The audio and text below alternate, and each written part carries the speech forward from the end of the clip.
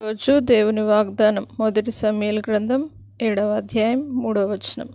పట్టుదల కలిగి యెహోవా తట్టు మీ హృదయములను త్రిప్పి ఆయనను సేవించుడి. నా ప్రియ సహోదరులారా, దేవుడు ఈరోజు మీతో వాగ్దానం చేస్తూ ఉన్నాడు.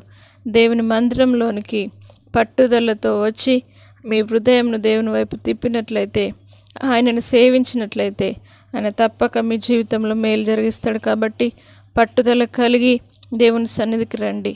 నా ప్రియ సహోదరులారా, దేవుని వైపు మీ హృదయాన్ని తిప్పండి. ఆయనను మాత్రమే సేవించండి.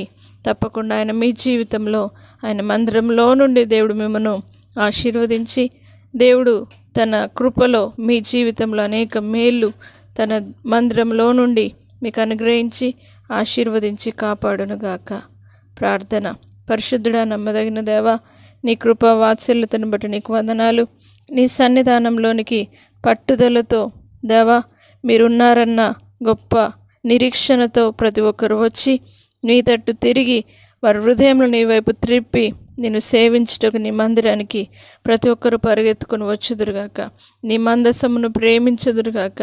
నీ వెంట భయమును కలిగి, భక్తిని కలిగి నిన్ను సేవించుటలో, నిన్ను ఆరాధించుటలో, నీ మందిరంలోనికి వచ్చి నిన్ను మహిమపరిచే బిడ్డలుగా, వారి హృదయాలను నీ వైపు త్రిప్పే బిడ్డలుగా, నిన్ను మాత్రమే సేవించే బిడ్డలుగా ప్రతి ఒక్కరిని సిద్ధపరిచి నీ మందిరంలోనికి ప్రతి ఒక్కరిని నడిపించి నీ మందిరంలో నుండి ప్రతి ఒక్కరిని ఆశీర్వదించమని యేసు పరిశుద్ధ నామమును బట్టి అడిగి వేడుకుంటున్నాము తండ్రి. ఆమేన్.